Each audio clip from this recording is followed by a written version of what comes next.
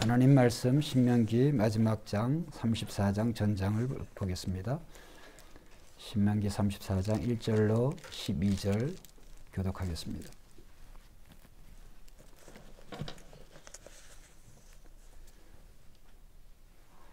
모세가 모압 평지에서 느보산에 올라가 여리고 맞은편 비스가 산 꼭대기에 이르매 여호와께서 길르앗 온 땅을 단까지 보이시고 납달리와 에브라임과 므낫세 땅과 서해까지 유다 온 땅과 네겝과 종려나무의 성읍 여리고 골짜기 평지를 소알까지 보이시고 여호와께서 그에게 이르시되 이는 내가 아브라함과 이삭과 야곱에게 맹세하여 그의 후손에게 주리라 한 땅이라. 내가 내 눈으로 보게 하였거니와 너는 그리로 건너가지 못하리라 하시매 이에 여호와의 종 모세가 여호와의 말씀대로 모압 땅에서 죽어 벳볼 맞은편 모압 땅에 있는 골짜기에 장사되었고 오늘까지 그의 묻힌 것을 아는 자가 없느니라. 모세가 죽을 때 나이 120세였으나 그의 눈이 흐리지 아니하였고 기력이 쇠하지 아니하였더라.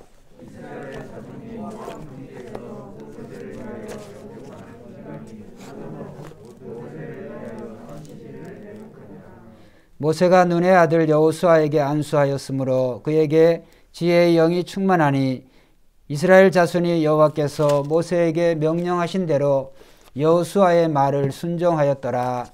그 후에 이스라엘에 모세와 같은 선지자가 일어나지 못하였나니 모세는 여호와께서 대면하여 아시던 자요 여호와께서 그를 애굽 땅에 보내사 바로와 그의 모든 신하와 그의 온 땅의 모든 이적과 기사와 모든 큰 능력과 위엄을 행하게 하시매 온 이스라엘의 목전에서 그것을 행한 자이더라. 아멘. 오늘 저는 이 신명기 마지막 34장을 통하여서 한번 따라 해보겠습니다. 마지막에 어떤 열매를 맺어야 할까요? 예, 마지막에 어떤 열매를 맺어야 할까요?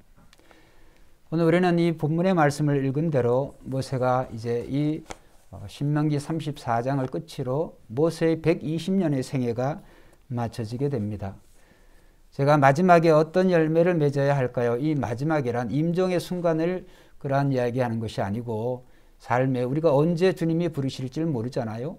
그렇기 때문에 하루하루가 하나님이 우리를 부르시는 오늘 지금 부르실지 또 저녁에 부르실지 언제 부르실지 모르지만은 하루하루가 생의 마지막이라고 생각하고 살아간다고 한다면 오늘 우리는 과연 이 현재에 우리가 어떤 열매를 맺고 살아야 될까요? 라고 하는 그러한 주제로 생각을 하시면 되겠습니다.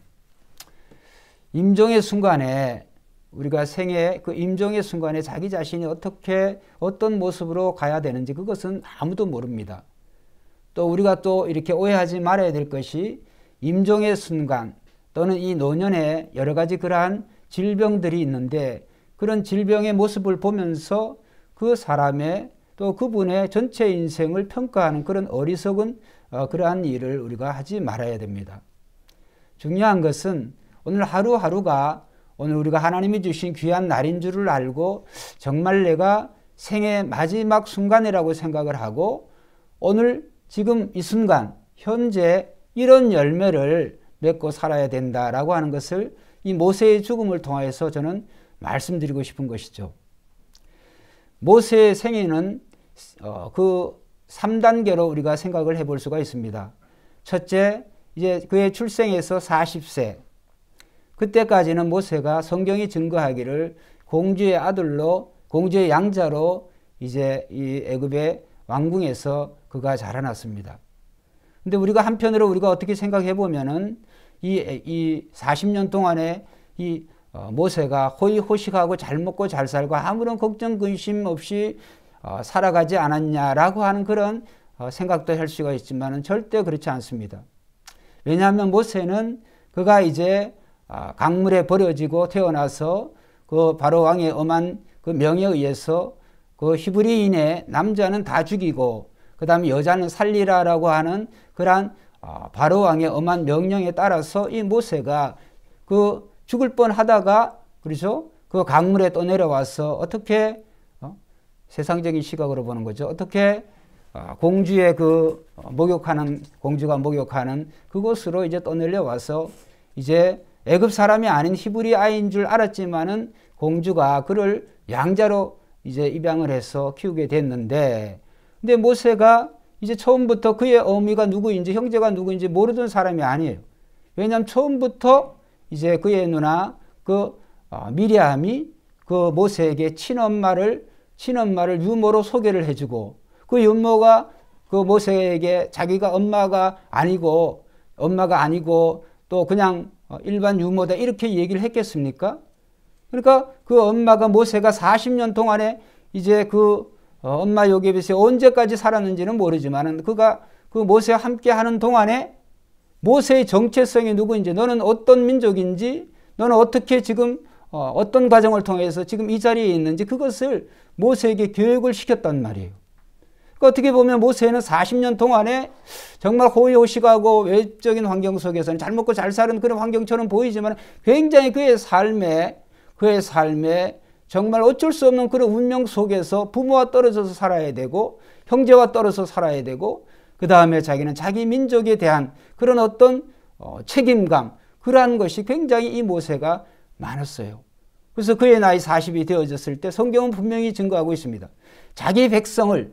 모세가 자기 백성을 이 구원하고자 하는, 그 돌보고자 하는 그러한 강한 열망이 일어나서 모세가 이제 그러한 히브리인과 그 자기 종족이 애굽 관리에 의해서 구타당한 것을 보고 그것을 말리다가 의도적은 아니죠. 어쨌든 우연적으로 사람을 죽이는 그런 결과가 되어져서 모세가 40년의 삶을 이제 또 다른 40년 삶, 그러니까 40년에서 40살에서 80살이 될 때까지 모세는 그 미디안 광야에서 도망자요, 살인자요, 또 어떻게 보면 그 40년 동안에 80이 될 때까지 이 모세가 정말 험악한 그런 생활, 또 어떻게 보면 개인적으로 허송세월과 같은 그런 양치기의 그런 생활을 했다. 그런데 하나님께서 80이 된 모세를 그를 부르시고 모세 스스로에게 자기가 아무것도 할 수 없다라고 말하는 그럴 나이에 하나님이 그를 불러주시고 또 다른 40년, 120년이 될 때까지, 즉 120살이 될 때까지 하나님께서 모세를 40년 동안에 광야에서 이스라엘 민족을 이제 이끌고 그들을 약속의 땅 가나안 땅까지 가게 하는 그러한 임무를, 그런 사역을 모세에게 맡겼어요. 여러분, 그러니까 어떻게 보면 모세라고 하는 사람은 어떻게 보면 비운의 사람이에요. 왜 그런 말씀을 드리냐 하면 그의 나이 120이 그의 눈 감기 전에 이제 가나안 땅, 이 요단강만 지나가면 넘어가면은 그 약속의 땅 가나안 땅인데, 모세가 어떻게 보면 모세의 전생애가 그 하나님에 의해서 붙들림 받아서 또 하나님이 이스라엘 민족에게 자기 자신의 입으로 선포하는 그 약속의 땅, 축복의 땅에 모세가 얼마나 들어가고 싶었겠어요. 그래서 신명기는 모세의 설교라고 말씀을 드렸고, 신명기 3장에 보면 모세가 간청을 했어요. 모세가 그 여러 가지 이스라엘 민족이 정말 하나님 앞에 죄악을 짓고 이래 되어졌을 때 모세가 정말 단 한 번의, 어떻게 성경이 증거하는 단 한 번의 그러한 어떤 실수, 단 한 번의 어떤 하나님의 거룩함을 드러내지 못한 그런 모습, 그 무리바 물가에서 이제 모세가 하나님께서 이스라엘 민족들이 그 물이 없어서 불평할 때 그냥 반석을 명하여서 물을 내라고 그랬는데, 모세가 성질이 나니까 내가 너에게 물을 내랴? 그 화를 내면서 이 반석을 치니까 결국 물은 나왔지만 하나님께서는 기다렸다는 듯이 모세에게 너는 이 약속의 땅 가나안 땅에 너는 들어가지 못한다, 그런 말씀을 너희 때문에 내가 그런 이야기를 들었다. 그 얘기가 신명기 3장에 보면 모세 설교 처음 시작에 나와요. 그리고 이제 이 모세의 설교가 이 마지막 설교이자 그의 인생의 마지막이 이 신명기 34장, 창세기, 출애굽기, 레위기, 민수기, 신명기, 이것은 모세 5경, 모세가 쓴 성경이라고 그러잖아요. 그래서 모세가 자기의 인생의 그 마지막의 그 모습을 그 저자, 그 모세가 쓰는 거예요. 근데 모세가 죽은 다음에 오늘 우리가 이제 성경을 보면 여러분들이 이제 오늘 재미난 그런 사실이 보면 모세는 이미 죽었어요. 언제 죽었냐? 5절에 죽었어요. 그 다음에 그가 6절에 묻혔는데 묻힌 것을 아는 자가 없고, 그때 이제 7절부터 이게 과연 신명기 저자가 모세라고 한다면 이게 누가 썼겠는가? 여러분 궁금하시죠? 그런 궁금증이 안 들어요? 뭐 그런 생각이 없으신 거예요? 제가 신학교 다닐 때도 그랬어요. 이게 죽었는데 모세가 저자라 그러니까. 그런데 우리가 이제 어떤 저작을 알 때 그 마지막에 바울 서신을 다 쓴 게 아니에요. 대리인을 통해서 함께하는 그런 대리인을 통해서 이제 그 바울의 그 서신을 바울의 이름으로 또 그것을 서신을 보내고 하죠. 그 다음에 바울의 두기와 같은 사람, 그런 사람을 통해서 이제 글을 쓴다라고 하는 그런 내용도 밝히고, 이제 신명기 다음에 성경이 무슨 성경이에요? 여호수아 성경의 저자는 누구일까요? 여호수아예요. 그러니까 모세를 뒤를 이어서 이 여호수아가 이제 사역을 시작을 하잖아요. 그 다음에 이 여호수아 성경을 기록을 하잖아요. 그러니까 여호수아가 모세 그 뒤를 이어서 모세의 죽음이 어떻게 되어졌는지 이 여호수아가 잘 안단 말이에요. 그리고 모세의 지도력을 이어서 이스라엘 민족을 출애굽한 이스라엘 민족을 이 가나안 땅에 들어가서 하나님 말씀대로 정복 전쟁을 치르고 이제 하나님의 말씀대로 그가 이제 땅을 분배하고 이런 일을 이제 여호수아가 감당을 하는 것이죠. 자, 그런데 어쨌든 중요한 것은 모세가 어떻게 보면 이 정말 축복의 땅, 약속의 땅에 그것에 이스라엘 민족을 이제 이끌기 위해서 정말 많은 고생을 하면서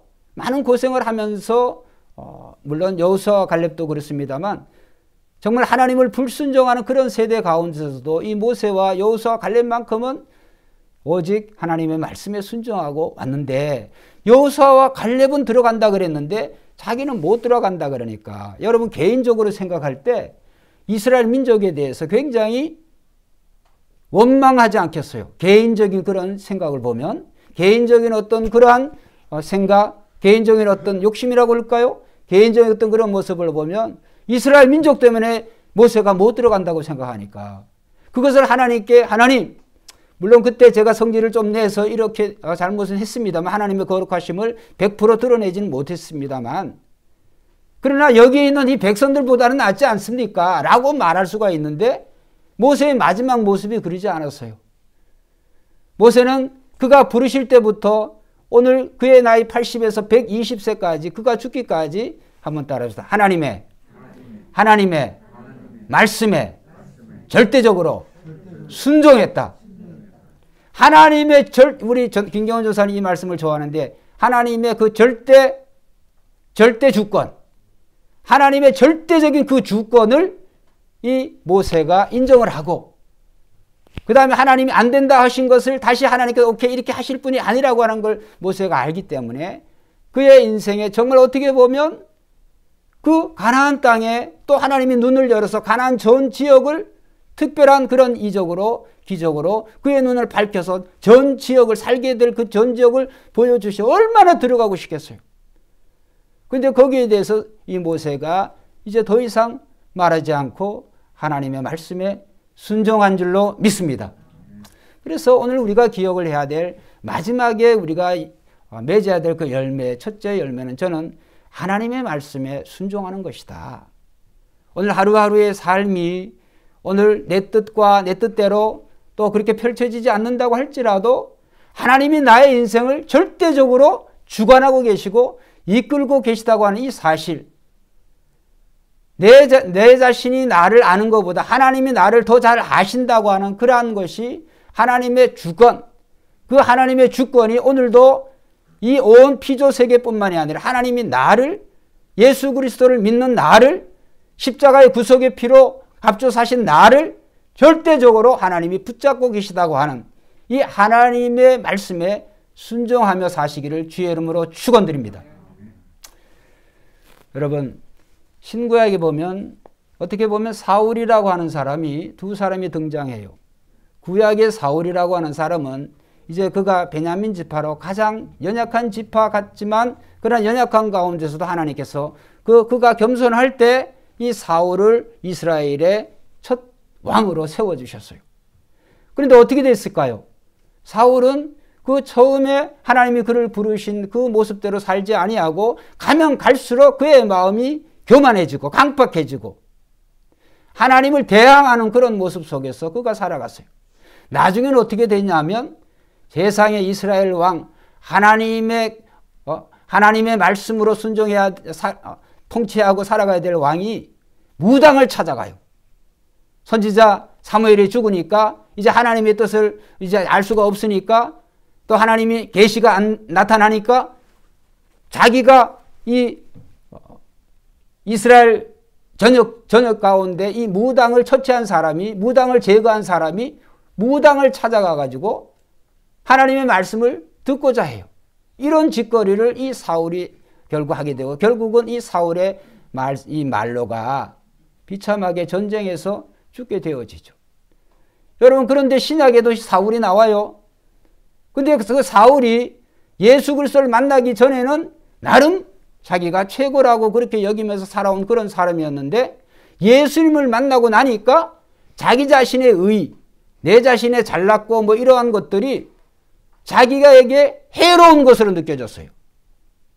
다른 사람보다 내가 더 많이 배우고 더 하나님에 대한 그 열심이 특심하고 이러한 것들이 이런 것들이 하나님 말씀을 정말 이 율법을 정말 잘 지키려고 했던 이러한 것들이 예수님을 만나고 나니까 그의 삶에 이것이 다 해로운 것이 되었다. 오히려 그러한 것들을 자랑거리가 아니라 해로운 것을 여기고 이제 배설물과 같이 여기겠노라. 그분이 누구냐? 사울이 변해서 바울이 됐어요. 할렐루야. 이렇게 여러분 똑같은 이름을 가졌지만 이 신약의 사울은 출발은 안 좋았지만 그러나 예수 그리스도를 만나고 난 이후에 그의 삶은 하나님의 말씀에 절대적으로 순종하니까 오늘 신약의 이 신약 성경의 12권, 13권의 저자가 되어졌고 사도 바울을 통해서 오늘 우리가 예수 그리스도를 믿게 된 줄로 믿습니다. 사도 바울을 통하여서 오늘 이 아시아에도 복음이 증거되었단 말이죠. 여러분 오늘 우리는 구약의 이 사울은 그가 겸손할 때 하나님이 그를 쓰셨지만은 하나님이 그를 교만하면 하나님이 버리시는 거예요. 교만하다고 하는 것은 하나님 말씀대로 순종하지 아니하고 자기 뜻대로 사는 거예요. 오늘 우리가 기억해야 될 이 모세의 첫 번째 그의 마지막에 맺힌 그 아름다운 열매는 그의 마지막 그 순간까지도 욕심내지 아니하고 하나님의 말씀에 순종한 줄로 믿습니다. 그래서 우리도 하루하루 살아갈 때 내 뜻대로가 아니라 하나님의 뜻대로 어찌하든지 하나님의 말씀에 순종하며 살아가는 그러한 열매를 맺으시기를 주의 이름으로 축원드립니다. 말씀에 순종하세요. 그 다음에 두 번째로 이 모세가 맺은 그 열매는 뭐냐 하면 그 리더십을 아무런 사심이 없이 그 여호수아에게 이양을 해요. 여러분 이 모세가 대단한 그런 모세 아니에요? 근데 모세는 언제든지 그가 세운 하나님으로부터 위임받은 그 리더십을 이 여호수아에게 이양을 한다며 간섭하지를 않아요. 오늘날 이 한국교회가 세계교회까지는 갈 거 없고 한국교회 문제가 특별히 큰 교회들의 이 문제가 이 리더십을 제대로 이용을 하지를 않아요. 나 아니면 안 된다라고 그런 생각이 많은가 봐요. 여러분 우리는 오늘의 하나님이 리더를 쓰시는 거지 부족하고 그 사람이 자질 때문에 쓰시는 것이 아니라 순종하니까 또는 또 우리가 인간의 눈으로 볼 때 연약하다고 할지라도 하나님이 그를 세우시는 거예요. 할렐루야. 누가 리더가 되어지든지 하나님이 그를 세우신다고 생각을 하고 절대적으로 그를 신뢰하고 그를 밀어주어야 돼요. 지금 한국교회 큰 교회들이 정말 이 교회 세습, 물론 저도 목회자의 자녀입니다만 자식을 꼭 이렇게 여러분 평신도들은, 성도님들은 뭐 이렇게 목사님이 그 자식이 이렇게 교회를 물려받 세습이라고 하는 그 단어를 써버리면 할 말이 없습니다만 똑같은 조건에 똑같은 어떻게 보면 그러한 과정을 거쳐서 되어졌다고 한다면 그거는 세상 사람들이 뭐라고 얘기한다 할지라도 그거는 교인들의 선택이에요. 그건 존중해야 돼요. 그런데 그렇지 못한 것으로 강제적으로 그럴 자질과 그러한 것들이 전혀 되어지지 않고 교인들의 일치가 되어지지 않는데도 불구하고 이 편법을 쓰고 이런 모습들이 있다 이거죠. 여러분 모세는 그런 사람이 아니에요. 그래서 우리는 어떤 가정이든지 우리는 어떤 교회가 어디가 되어졌든지 우리는 우리의 다음의 세대들을 위한 그러한 자리에 대해서 우리는 그들을 위해서 우리가 기도하고 그들을 격려하고 위로해 줘야 될 줄로 믿습니다. 오늘 우리의 눈에 보기에 다소 이렇게 부족한 것 같고 다소 이렇게 안 맞는 것 같아도 하나님이 세우신 자에 대해서 하나님께서는 하나님의 방법으로 그를 다루실 줄로 믿습니다. 그래서 여러분 한번 생각을 해보세요. 이 땅에 예수님 이외에 하나님의 눈에 하나님의 마음에 맞는 사람이 어디 있을까요? 우리가 그 자리에 올라간다고 할지라도 그 자리에 세워진다고 해도 똑같은 결과예요. 그래서 우리는 모든 것을 하나님의 은혜의 눈으로 봐야 되는 거예요. 누구를 판단하고 정죄하는 것이 우리에게 있는 것이 아니라 하나님에게 있다.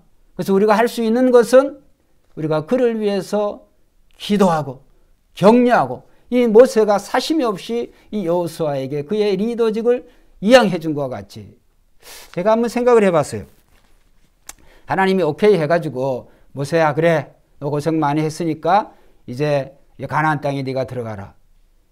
지금 모세의 마지막이 우리 송장님이 기도 언급하셨습니다만 120세인데 그의 눈이 흐리지 아니하고 기력이 약해지지 아니하고 이 모세가 아주 건강해요 아직도. 그러면 가나안 땅에 들어가서도 모세가 얼마든지 더 살 수가 있는데 이 모세의 생애를 하나님 한번 따라합시다. 하나님이 부르신 것이다.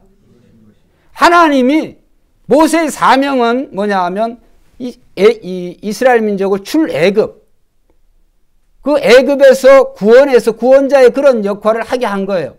그 다음에 약속의 땅에서 이제 그 땅을 정복하게 하는 것은 모세의 사명이 아니에요. 그래서 모세가 가나안 땅에 못 들어가서 모세의 어떤 그 사역에 어떤 흠이 있다든지 모세의 사역에 또 어떤 사역에 부정적인 그런 낙인을 찍으면 절대적으로 안 돼요. 여러분 하나님의 모든 말씀은 처음과 끝이 같아요. 모세는 구약을 대표하는 사람이에요. 구약을 대표하는 사람이기도 하지만은 이 율법을 대표하는 사람이에요. 왜? 모세의 손으로 하나님의 율법판을 받았으니까. 그죠? 하나님이 친히 손가락으로 기록한 그 돌판에 기록한 그 율법판을 모세가 받았고 그것을 성문화시킨 사람이에요. 그런데 여러분 천국에 율법을 100% 다 지켜서 간 사람이 있을까요? 없을까요? 있어요? 없어요? 없어요. 엘리야 같은 사람, 에녹과 같은 사람은 특별한 하나님의 은혜로 죽지 않고 살아서 천국에 갔지만 그 이후에 율법을 지킴으로 말미암아 100% 하나님의 의로 충족이 되어서 갈 사람이 아무도 없어요. 심지어 모세까지도. 왜?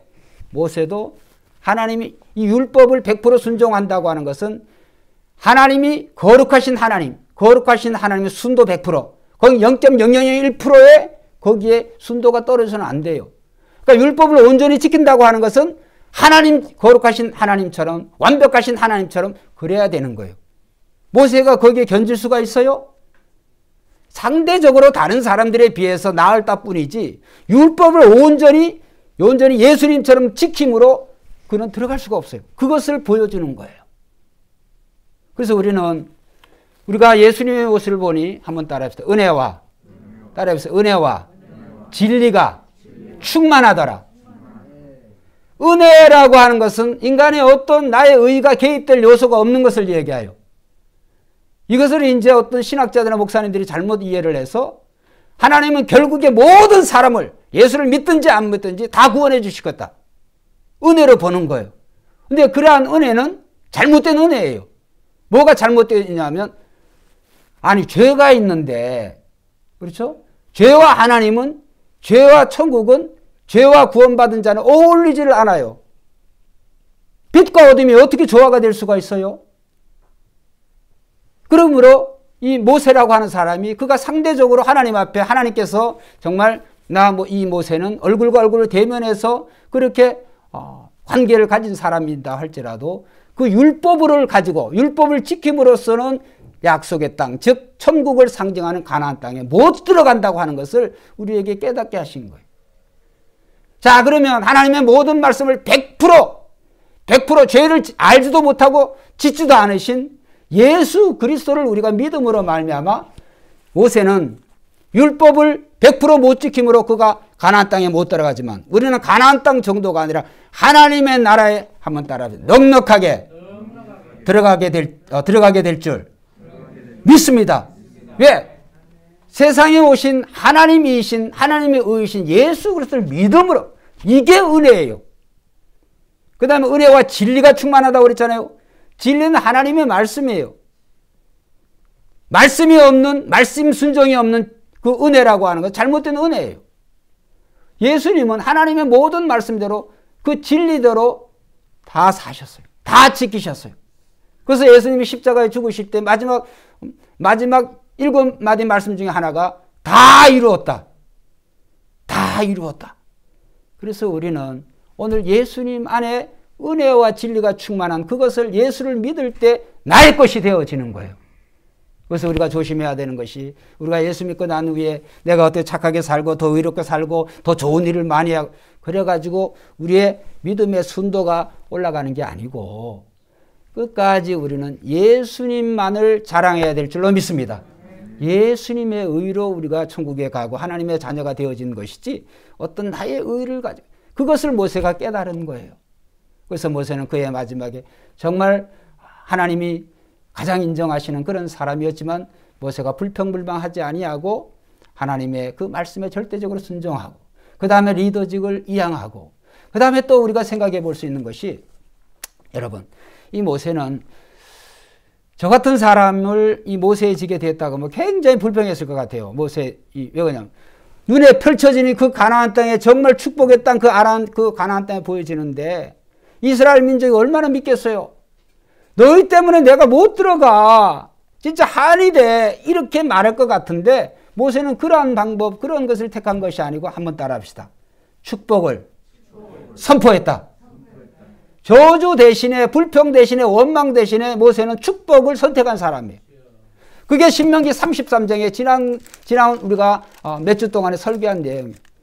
이스라엘 전 12지파에 대해서, 그 다음 이스라엘 전 민족에 대해서 이 모세는 축복을 선포한 사람이에요. 여러분, 오늘 우리가 인생의 마지막 순간이라고 생각하고 어떤 열매를 맺어야 될까요? 여러분, 원망과 불평의 언어보다, 그러한 삶보다 축복을 선포하는 여러분이 되시길 주의 이름으로 축원합니다.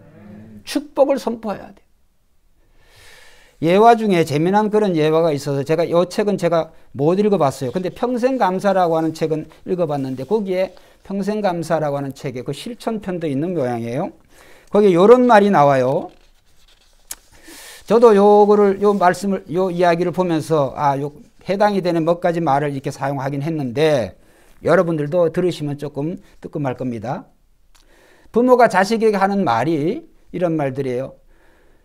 도대체 방이 돼지우리야 뭐야?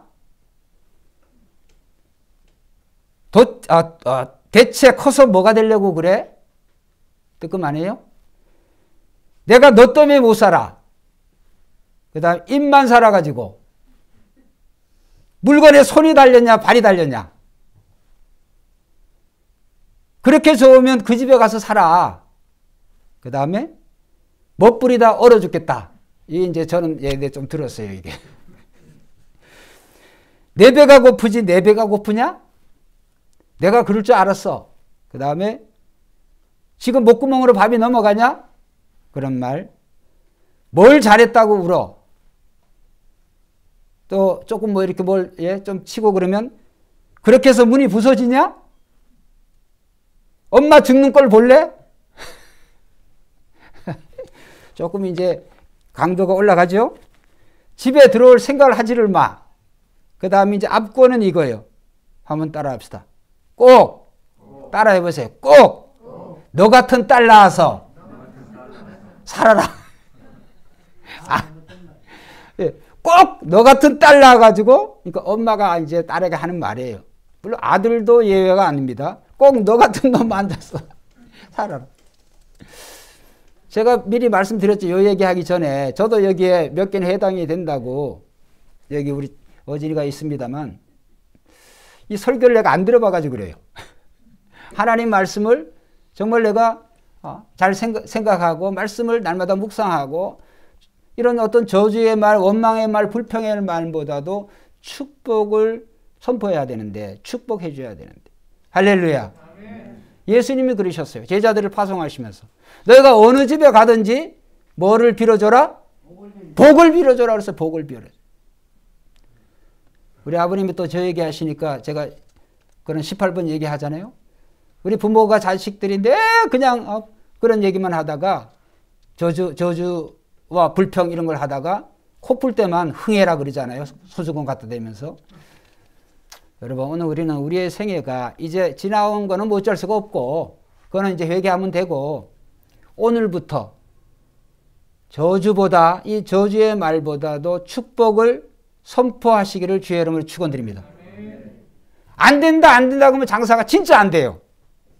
여러분, 택시를 탔는데 택시기사가 아주 원망과 불평하고 성질만 부리고, 여러분 그런 택시 어떻게 타겠어요? 나부터도 얼른 내리겠네. 그죠?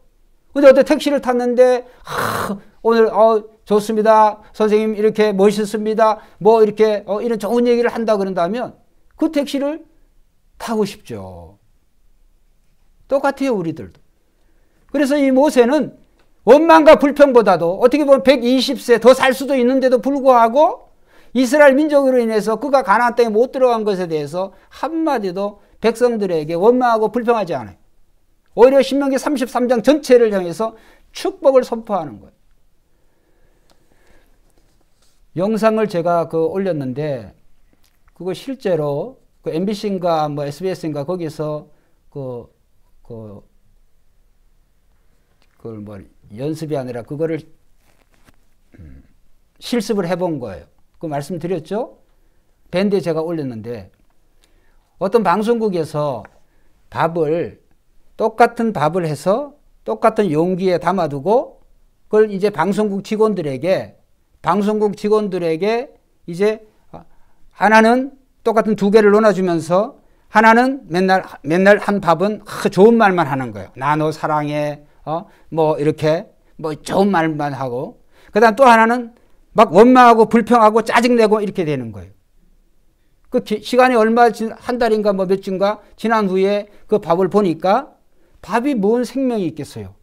그런데 놀라운 일이 일어났어요. 원망하고 불평한 그러한 그 용기에 담은 밥은 아주 새카맣게 됐어. 제가 그냥 얘기가 아니라 동영상 그 밥에 대한 거 찍어보시면 여러분 나와요. 여러 사람이 그걸 평가를 했어요. 다 봤어요?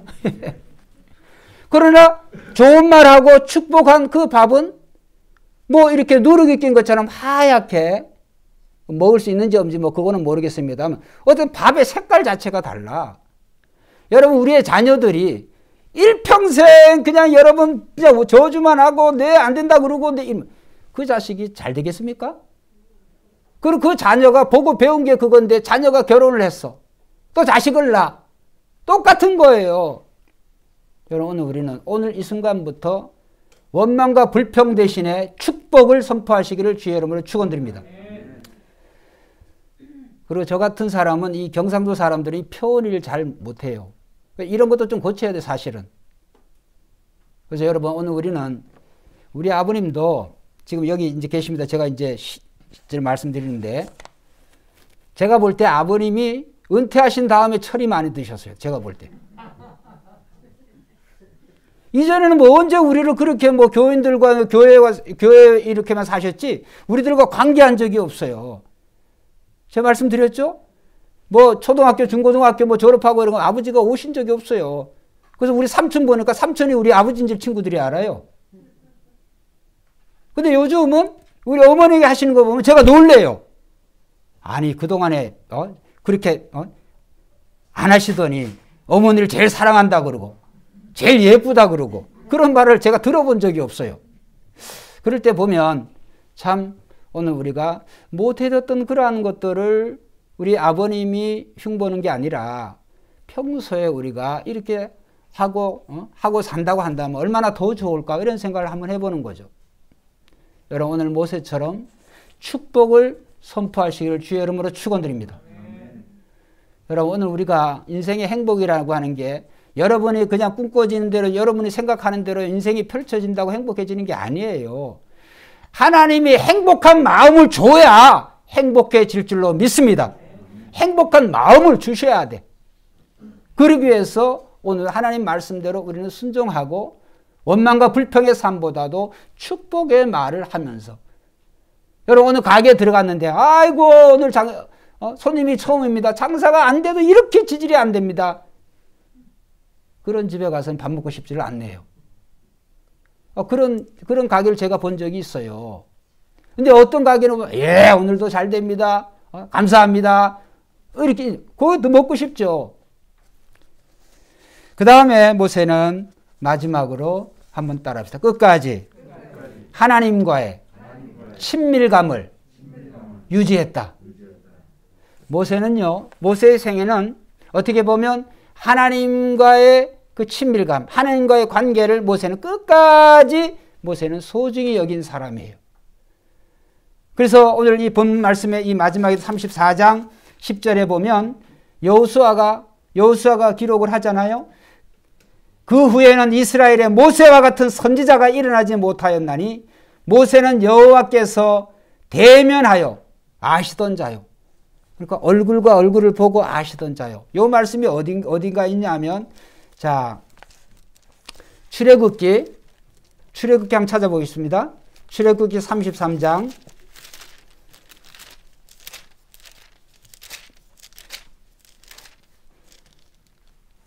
자 33장 자 10절 11절 한번 읽어보겠습니다. 출애굽기 33장 10절 11절 시작. 모든 백성이 회막문에 구름 기둥이 서 있는 것을 보고 다 일어나 각기 장막문에 서서 모여 예배하며 사람이 친구와 이야기함 같이 여호와께서는 모세와 대면하여 말씀하시며 모세는 진으로 돌아오나 눈의 아들 젊은 수동자 여호수아는 회막을 떠나지 아니하니라. 여기 보면 여호수아와 모세와 여호수아가 어떤 사람이나 답이 딱 나오잖아요. 모든 백성들은 회막 밖에서 하나님을 예배하지만은 모세는 날마다 순간마다 늘 하나님의 얼굴을 보고 사는 사람이에요. 할렐루야. 또 여호수아는 어떤 사람이냐? 그가 모세는 그 회막, 그 성막을 떠나지만은 이 주의 종, 이 모세 후계자 여호수아는 성막을 떠나자 끝까지 지도자의 그 자리를 비게 하지 아니하고 이 대신 지켜준 사람이랍니다. 여러분 이런 모습을 우리가 보면서 오늘 우리가 하나님과의 이 친밀감을 가장 소중히 여기시기를 주의 이름으로 축원드립니다. 하나님께서는 이 백성을 나에게 모으라. 이 백성은 나와 제사로 언약을 맺은 백성이다. 여러분 우리의 인생에 있어서 하나님과의 관계를 갖는 그런 방법이 뭐가 있을까요? 여러분 밥 먹으면서 여기 일하면서 우리가 하나님 말씀 생각하고 또 하나님을 생각하고 그러기가 굉장히 어려워요. 그래서 하나님께서는 오늘 예수 그리스도를 믿는 저와 여러분을 통하여서 하나님은 한번 따라합시다. 예배를 통하여서 만나 주신다. 예배를 그래서 예배가 소중한 거예요. 어떤 사람은 그래요. 안 믿는 사람들은 이 코로나 시대에 교회는 꼭 모이려고 그래요. 저렇게 사단을 만들고. 그래서 우리가 인터넷 예배도 드리고 지금 밴드로 예배를 드리잖아요. 요새 교회 현상이 어떤 현상이 있는 줄 아세요? 교인들이 가면 갈수록 이제 교회 출석률은 이제 더 떨어지고 그럼 인터넷 선거 그런 예배는 더 잘 돼야 되는데 여러분 지역 교회도 안 가는데 그 인터넷을 통해서 예배, 지역교회만큼 관심을 갖고 정성을 들인 사람은 과연 얼마나 될까요? 한번 따라합시다. 몸이 멀면, 따라해보세요. 몸이 멀면 마음도 멀어진다.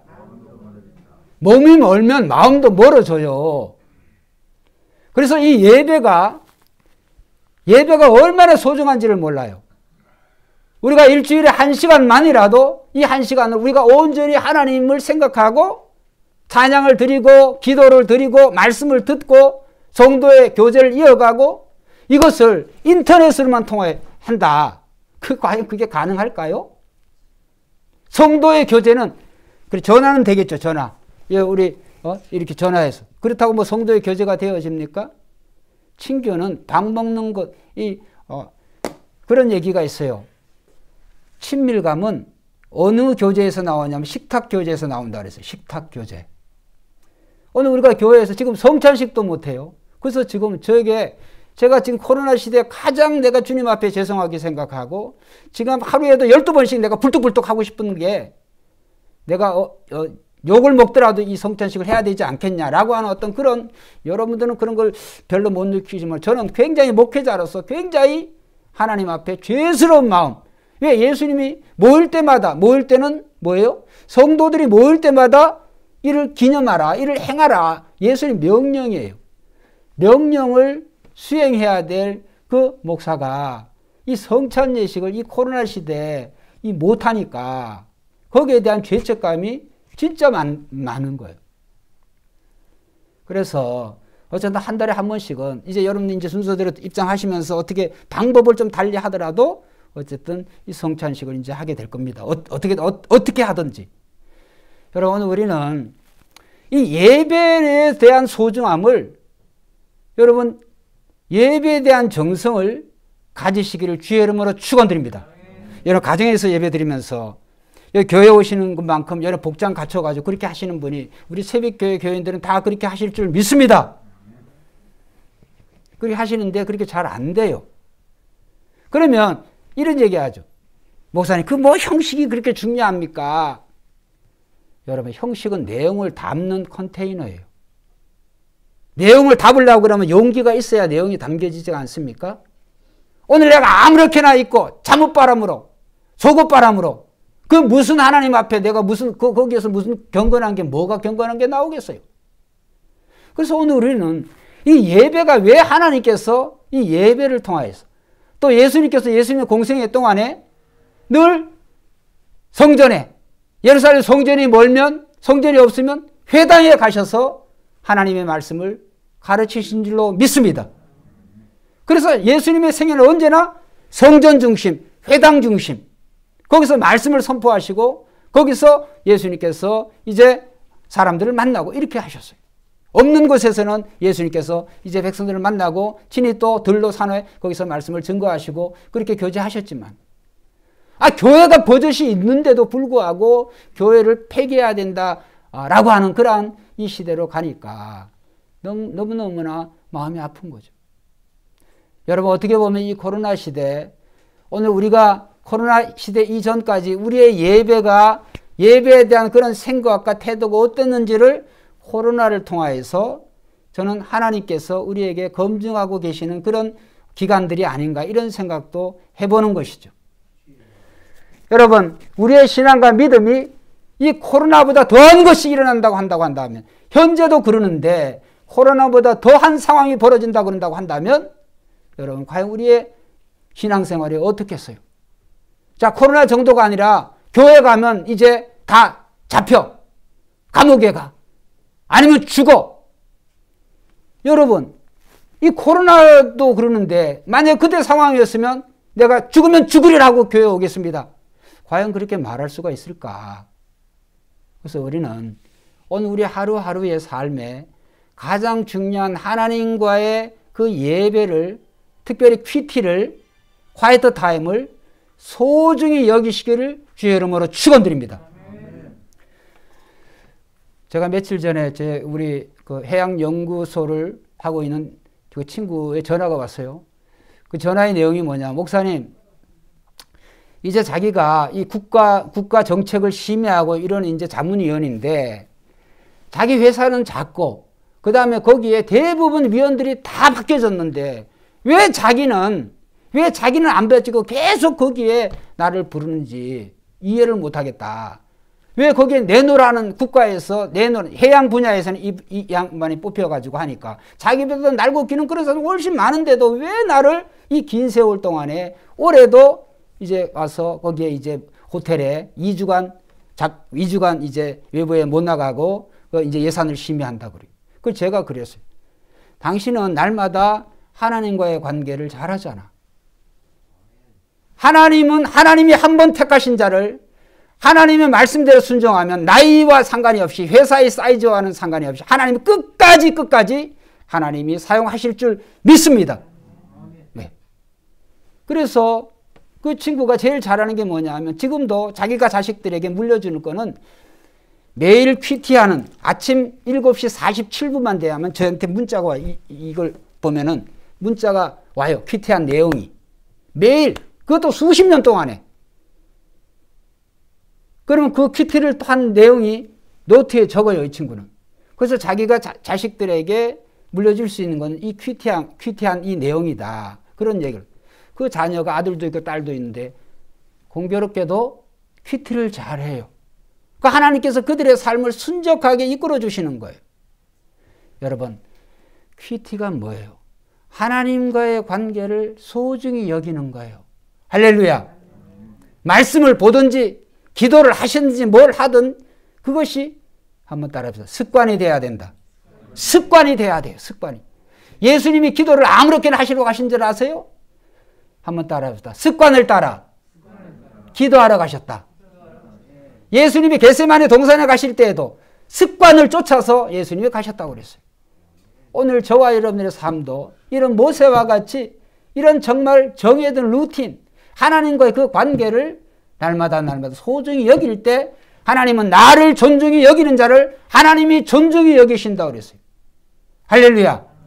나를 부끄럽게 하는 자 하나님이 부끄럽게 여기시는 거예요. 그래서 오늘 이 말씀을 우리가 몇 가지를 생각해 보면서 정말 모세와 같이 인생의 그 마지막까지 하나님이 인정하시는 귀한 열매를 맺으시기를 주의 이름으로 축원드립니다. 첫째, 하나님의 절대 주권. 그 다음에 두 번째로 그 리더지, 후계자를 세우는 사람, 잘 세운 사람, 또 욕심을 버리는 사람. 셋째로 축복을 선포한 사람. 그 다음에 네 번째로 이제 이 마지막 네 가지 이 말씀. 끝까지 하나님과의 그 친밀함을, 친교를 소중히 여기는 사람. 이것이 오늘 우리가 하루하루 살아갈 때 가장 중요한 우리가 맺어야 될 열매가 아닌가 그런 생각을 해보는 것이죠. 기도드리겠습니다. 하나님 아버지 감사합니다.